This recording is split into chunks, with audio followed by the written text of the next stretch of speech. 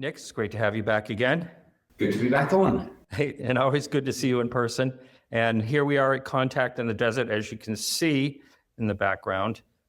So were you here have you been here to this before? Yes, in fact, I think I've been to literally every Contact in the Desert since it started, except one time when I had already accepted some other conference in Europe, I think it was. Oh. Obviously I couldn't renege on that commitment. So now Contact in the Desert know that they have to get in really quick. And they asked me pretty soon after the one finishes to do the next. And of course it's pretty much in a fixed place in the calendar. So you know it's going to be. Well, I think I heard you say this is like did you say it was like the Burning Man of UFO cover? What did you say? The rock concert? I can't remember. The Woodstock. The Woodstock, that's what it is. But I must not take any credit for that. Because that was some journalist 10 years ago came up with that. Oh, I see. And it kind of just stuck. But it's useful to describe it. And it is. I mean, it is huge, as you know. Yeah. I mean, there are, I don't know how many speakers there are, like 50, 100. And there's like 6 going at the same time. You got to pick and choose who you want to see. And I can't imagine what it would be to put on something like this. I mean, having put on some type of events in the past myself, this is just crazy. But what do you think, someone from England, what do you think of this beautiful landscape here? Isn't it amazing?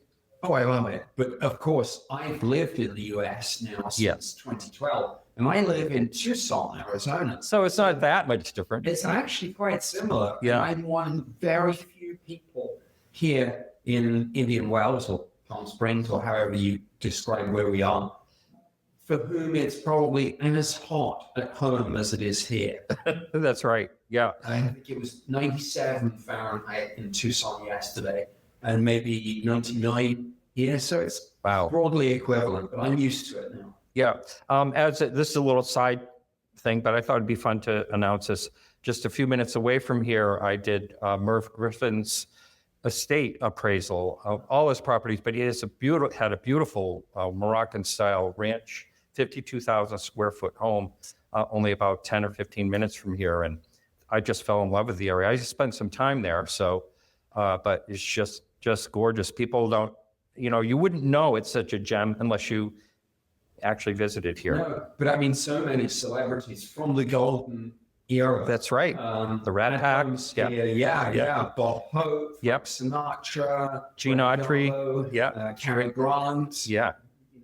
You can understand why they winter here, but anyway, so I guess I want to ask you, first of all, what are you doing your talk on here? Well, I'm going to upset everyone with this. Oh, good. It's a very controversial and completely new presentation, and it stems from a throwaway remark that I made in a totally different presentation last year. And I was saying, are we ready for disclosure? And conventional wisdom, particularly in a location like this, of course, is yes, we are, bring it on. Yeah. And I said, imagine MJ12 or whoever the gatekeepers of the secret, if indeed there is the secret and the gatekeepers, but imagine them sitting around a table saying, okay, it's 2025, shall we disclose?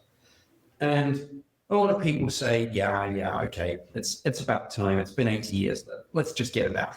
And then somebody pipes up and says, well, wait a minute. Do we have a good model for how it's going to go down? And everyone kind of looks blank. And then the person pushes the point home and says, well, do we have an example of something else that came suddenly and unexpectedly from left field and upended everyone's lives? And someone's going to put their hand up and say, well, yeah, COVID. And then the person's going to go, and how's that go? And the answer is going to be, oh, yeah. And so my point, the presentation, the title is Disclosure, Lessons from the Pandemic.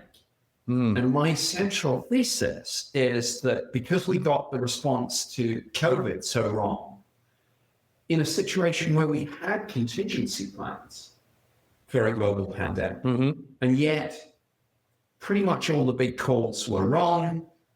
The authorities bet the farm on all sorts of things that didn't work. Right. Set civil liberties back at least a generation. People descended into screaming hysteria over vaccines and masks and lockdowns, and they shut down the world. Mm.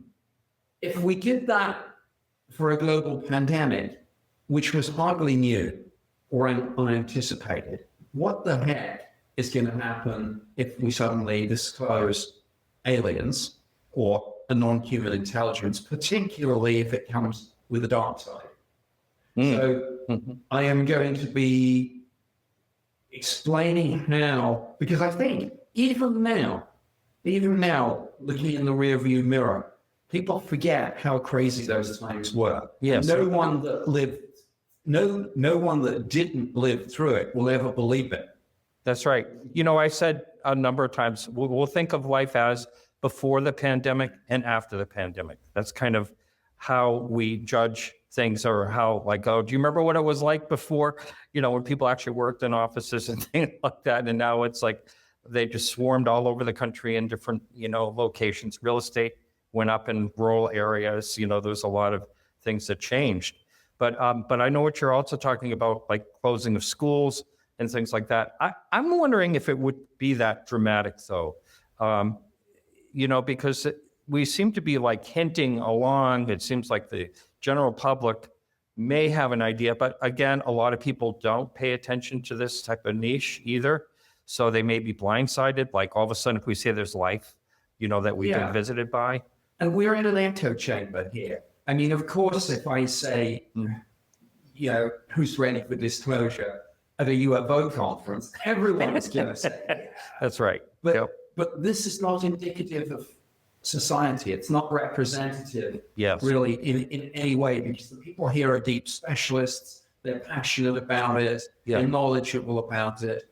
But the average person in the street, I think, might well descend into the kind of screaming hysteria we saw during COVID with literally, I mean, people, you know, dragged off airplanes because a 2-year-old couldn't put a mask on or keep one on. Oh, yeah.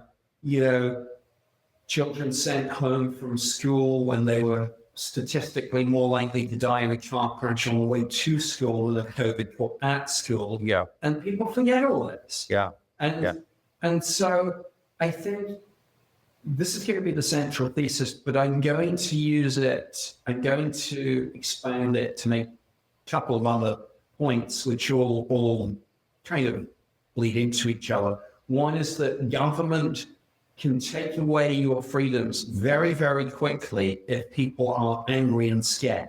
That's right. We saw it after 9/11, and then of course, we had the Patriot Act. Yep. And we saw it with COVID when there were asinine kind of statements doing the rounds, like your freedoms don't matter in a pandemic. Yeah. When my point is that's when they matter almost more than any other time, because that's precisely when government overreaches and steps into your life.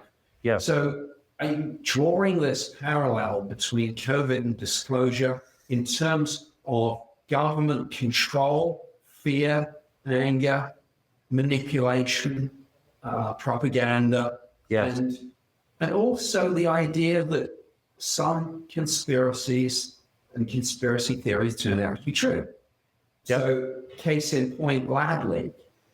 The accepted wisdom for years, or a couple of years during the height of the pandemic, was that Lab Leak was a crazy conspiracy theory just put out by a handful of right-wing MAGA nut jobs. And the wet market theory. If you even kind of said Lab Leak on old Twitter, you would be shadow banned. It would be kind of, you know, false information, medical misinformation. You would be downvoted. All of that. And now, of course, it is almost literally the accepted position of the US government that it was a lab leak. And if you go into the different intelligence agencies, when they last published anything, some said loudly, some said natural zoonotic emergence, some weren't sure. But again, the truth tends to be more complex and nuanced than we might think from very polarized social media. So yeah, I'm going to upset a few people, I'm sure. That's okay. Now, you just brought up the word social media. Now, that is where things just get carried away, no matter what it is. And like you said, conspiracies. And, there's great division on everything that I attribute to social media, because it just seems like someone will have an opinion, they're right in their mind. And if you don't buy it, then you're wrong. That type of thing. And so I think if all of a sudden we found out that we are being visited by a non-human intelligence and it was all documented and everything, there's going to be a lot of people that won't believe that, no matter what is said, no matter who says it. So it's going to be, I think it's going to be like a slow, even if there's evidence. I'll just give you a case in point, and I mentioned this recently on one of my shows. I was very busy in the auction business living in Maine, several years ago when the alien autopsy film came out. Now, that was on the news. I'm super busy. I walk through the living room. There it is on the TV. I stop, and I wasn't into UFOs at the time. I never had a sighting at that point. So I stop and I look at it and I go, oh my God, isn't that something? Okay, now back to work. And I'm wondering how many people might do that instead. Like some might, but those people will be drowned out because, in a sense, they'll be the quiet ones. It's the loud ones we'll need to watch out for. True. And I think what we will see is the politicization of all this. Sure. And just as we saw with COVID. Yep. So imagine President Trump in the Oval Office saying, my fellow Americans, people of the world, we are not alone. Yeah. A lot of the very vocal Democrats will immediately condemn it as fake news. Even if they do believe it, they will think that the truth is being manipulated and twisted for political ends. I'm not saying that the Republicans wouldn't try to get benefit from it themselves anyway. But then fast forward to when the Democrats next get in, if it's a Democratic president that announces disclosure, then the Republicans or a lot of them believe it. And you're right, the quiet ones will just walk on by, but the keyboard warriors will be at each other's throats. And of course, in all of this, we should not forget that a lot of this division has been deliberately stirred up by Russia and China. Absolutely. As part of hybrid warfare. Absolutely. And there's a total or near total ignorance, firstly, about what hybrid warfare is, and secondly, how backing individual influencers and interest groups on social media is something that is deliberately done. And people say, oh, do you mean, for example, that China is stirring things up by supporting the trans issue, to pick one very kind of polarized thing? And my answer is no. They are supporting both sides of that argument to stir the pot. They probably don't care either way, but they see that it's a very good way to divide people. And they fund people on both sides. Same with Russia. Yeah, it's just crazy. I know what the Lincoln's famous saying, I'm sure you heard, a divided house will fall, or something like that. I mean, it's paraphrasing. Yes, let me think. A house divided will fall. A house divided against itself cannot stand. That's it. Is it the other way around? That's it. Yeah, but the gist of it is, yes, it weakens us. These things. But anyway, I want to ask you, because I've been to now 3 or 4, maybe even more of your talks in person, and I really, really enjoy them all. It's so well thought out. And I want to ask you, how do you come up with these topics? Because every one of them that I've listened to, and I mostly, 99%, I'm agreeing with everything you say when you're doing these things. So, but how do you come up with the ideas? I try to find questions that aren't generally being asked or points of view that are not generally explored. I mean, anyone can come to an event like this and sort of give a general talk about UFOs or alien abductions, crop circles. But I like to go deep and narrow and take a very specific position and really think it through. So last year, it was the idea that disclosure comes with the dark side, and running through what that dark side might be. This year, it is the idea that we actually in COVID do have probably the best single model of how society would react to disclosure. In that it is a big, unanticipated left field event that will deeply and profoundly impact everyone's lives. We don't know exactly how, but that makes it the best model of the pandemic. So I just take a position like that and think, well, let's play the wife game. Yeah, I like that. That's a really great way to come up with it. And when it comes to the pandemic, I kind of give a break to whatever it is people are saying, oh, they shouldn't have done this, shouldn't have done that, because even though we did have like a playbook, as you mentioned, we were still in uncharted waters. We didn't know exactly how this thing was going to act. So I kind of give a break to the people. I do think people went too far, and a lot of it, especially the children and all that, but I also give them a break because it was, they didn't know what to do. And I get that. I give them a break for the first month or so. But after that, not so much. Here's why, a couple of things. Firstly, right at the beginning, there was a lot that we didn't know. The attack rate, the case fatality ratio, all those different pieces of data. But it very quickly did become clear that almost all of the fatalities were at the upper end of the spectrum. And I mean, it was, and this is part of the problem, of course, with censorship, it was very difficult to find, if you searched on what is the median age of a COVID death. Right. And I mean, in many Western countries, the answer turns out to be 80. And they had morbidity problems as well. A lot of them did. Yeah.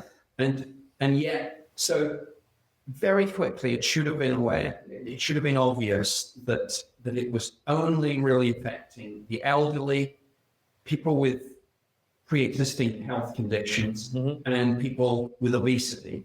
And very often, all of those things. Now, I get in huge trouble for this, but I'm not, throwing insults at people and pointing out a fact. I'm saying, if you've ever watched a really obese person struggle to climb the stairs, you will understand, everyone will understand, why they would be disproportionately affected by a respiratory disease. Right. I mean, it's just common sense. But we weren't allowed to have that conversation because of a sort of politically correct obsession with fat shaming. Oh, we shouldn't do that. Right. Having a national conversation about that would have, enabled people to maybe take action to do the one thing that they could have done to leverage the odds, or one of a handful of things to leverage the odds back in their favor. Natural immunity, another one. And yet, again, it was treated as a right-wing dog whistle. And so I think, I'll give people a break for the first month. But after that, it should have been obvious who was affected and who wasn't. And then we should have basically shielded those people at risk and basically enacted the Great Barrington Declaration and basically said, let's let it, because the point is, it was so transmissible, there was never any stopping it. And that being the case, the best way to deal with that, the best way to accelerate the almost inevitable mutation to less lethal, would have been just, to let it spread. Now, this was dishonestly portrayed in the media as let it rip, when actually a Great Barrington Declaration was middle ground. But there we go. I mean, this issue still divides people. So look, I'm not trying to give a popular talk. and that goes to your other point about how do I come up with these ideas. Yeah. Anyone can give a talk that's going to ingratiate themselves with the audience. Yes. That's easy because the audience love people like Linda Moulton Howe and Steve Bassett, and it's a friendly crowd. It's a friendly crowd for me too, but I am deliberately going to upset people here because that's the only way to get some really interesting and important issues is to challenge people. Now, I will say, I agree with a lot of what you're saying, but I also, I knew someone pretty well who passed away, and he didn't get the vaccine, and he passed away, and he was in good shape, and so there are those outliers, but a high percentage are what you were saying. They had other issues, and that's why they passed away. But there were, just to be clear, there were some people that, Absolutely. there was a 30-year-old mother, that. I don't think anyone is saying that everyone who died was 80 plus. Yeah. But the median age in many Western countries was around about 80. And when the median age of COVID deaths is higher than the average life expectancy, then it should be telling us something important about the ratio and who's at risk. Yeah. And you can, it's always emotive because you could say, well, young people dying every day in car accidents, how can we get that down? Well, let's mandate seatbelts. Let's build stronger cars. And that's fine.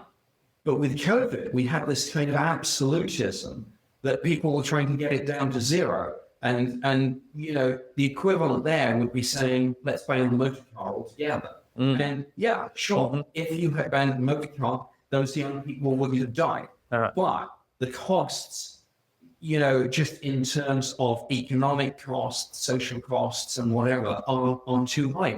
Nobody would do that. That's right. And yet that's what we did for COVID. Yeah. There was a thing that came out, I don't know, maybe it was 5 or 6 years ago, where they were thinking that, the cell phone was causing brain tumors. And would you give up your cell phone if you knew you were going to die of a brain tumor? And most of the people said, I don't think so. That they wouldn't, they didn't want to give up the convenience. I'll hold it away from me or something, they would say, People choose their own level of risk. Yes. And this is like why one of the libertarian sayings during the pandemic was choose your own fear. Don't let the government choose your fear for you. And yet, at the societal level, we let the authorities choose our fear for us. That's something. That's brilliant thought. So I'd like to tell you quickly I had a professor on a couple of weeks ago. It was a fascinating guy. His name is Rob Hansen, and he's a statistician, but he also, he worked for NOAA. He's got an amazing background, award-winning, and he has 6,000 citations that he's written and white papers and everything. Really interesting. Really interesting. He thinks his thought experiment is that we're being sort of controlled by, not to expand out by some alien species that's just beyond where we can see them.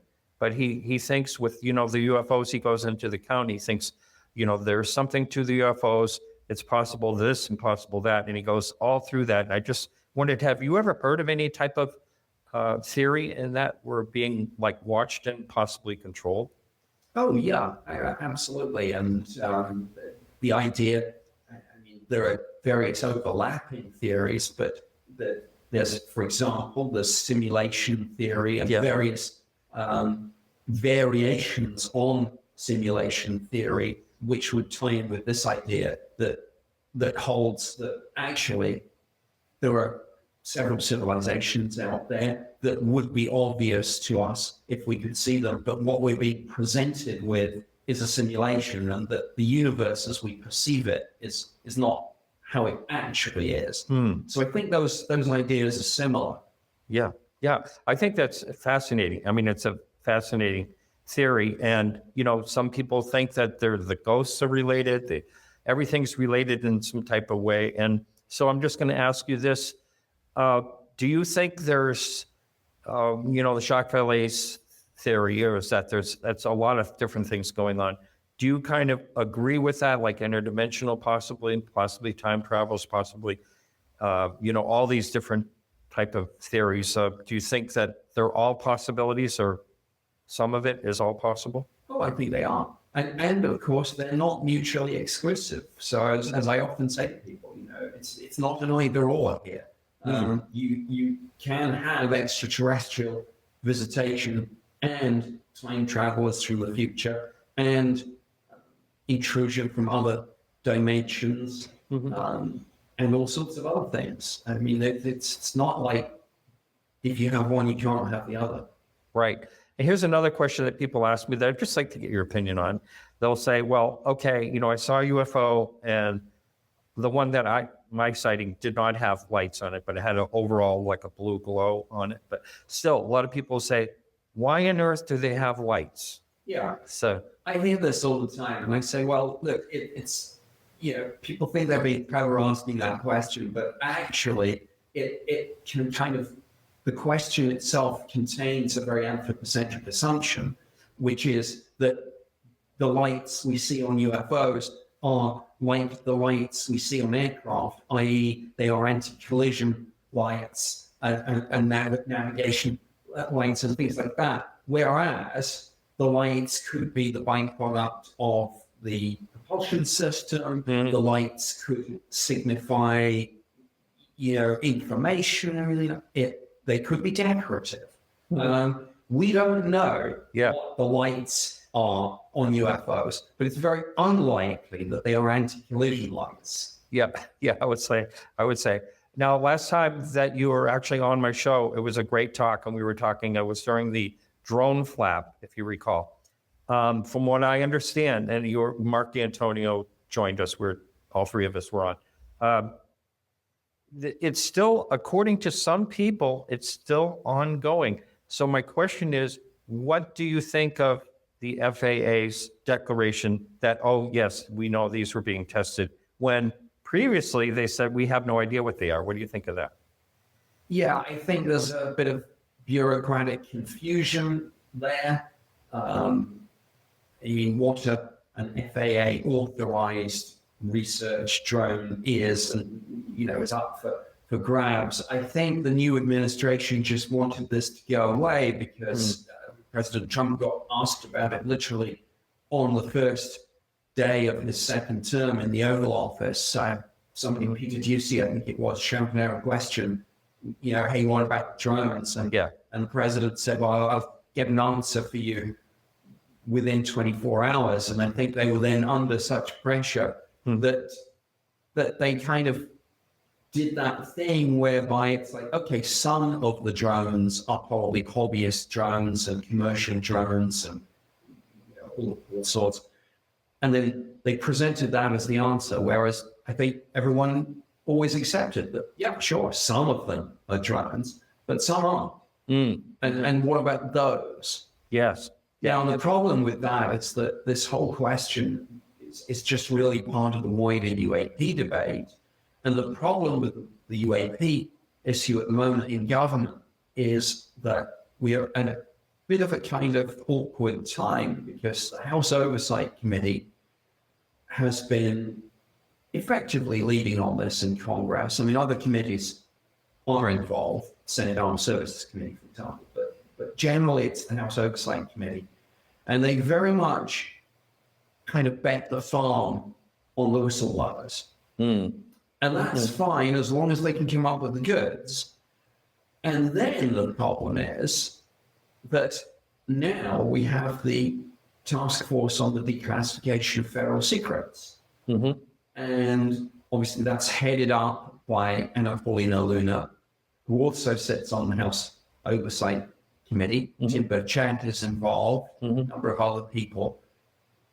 So there's a little bit of bureaucratic overlap and confusion about what exactly is going to happen going forward. And this is pertinent to the drone issue because, of course, this is really where this is the forum in which it should be discussed. And yet at the moment, we're not really quite sure whether the House Oversight Committee is going to take things forward, whether they're going to sit back and let the task force do it, how the two are going to interface. And so it's all kind of frustrating, actually. Right.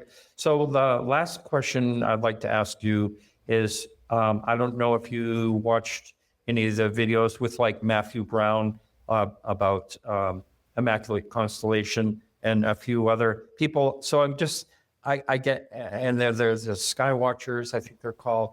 So it's like there's like a new movement, new blood into this, if you will, into the whole UFO topic. Do you think any of that is possibly moving the needle forward, or do you think it's some more of the same? I think it is moving the needle forward. On the other hand, it's complicating the situation. Even people that keep track on it are hard pushed to keep up with. Oh wait, which whistleblower was this? Was this intelligence agency, that intelligence agency? Has this person testified yet? Are they going to testify? Who else is going to come forward? So I think it is going to be confusing. I think that Jay Stratton's upcoming book should help, because I hope that he will kind of make it clear who was on the UAP task force with him and who wasn't.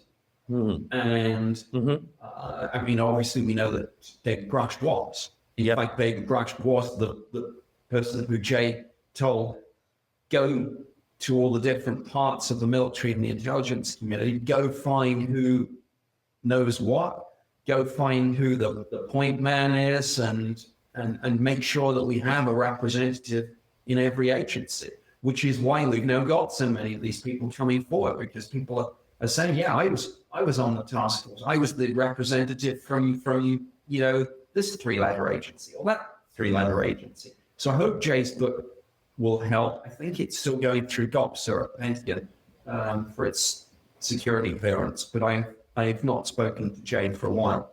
I know he's in the film that's coming out at some point that people are talking about, and I have a friend that watched that in Texas at the what's that called? The film festival, yeah. And then this is the age of disclosure. Yes. So I understand Jay makes some revelations in that film too, which will be interesting to see. Now, I've been told this by a filmmaker, and I asked James Fox about it. He heard a rumor too that Amazon's no longer going to be featuring any type of UFO films. I don't know if you've heard that or not, but that would, I don't understand what that's about, which I think is pretty strange. Yeah, I mean, at the moment, I don't think that's true, because I think I've got a couple of upcoming films, or one fairly recent one, which is, I think, on Amazon. On the other hand, there are so many of these other streaming platforms around, whether it's iTunes or Tubi or Vimeo or whatever it is. I mean, if you make a film, it's available somewhere. Yes. But that said, it will be disappointing if Amazon get out of that game, and I don't know why they would do that. Content is content. Absolutely. And unless something violates content policy, I don't see why they would do that. Now, they maybe the rumor is more that they're not going to fund their own, make their own films, like say Netflix started off like basically doing DVDs and like that, but then got into making their own content. Yes. And so maybe it's more a question of generating content. But that very well could be, because I know that's what Netflix did decide on when it came to something like any type of series. They wanted to create their own series and not take one that was already in the can, according to another filmmaker. But anyway, Nick, it's been such a pleasure, and I'll be seeing you again in a couple of days up at Pine Bush. But thank you so much. It's been a lot of fun. I've always enjoyed our conversations. Thank you. All right.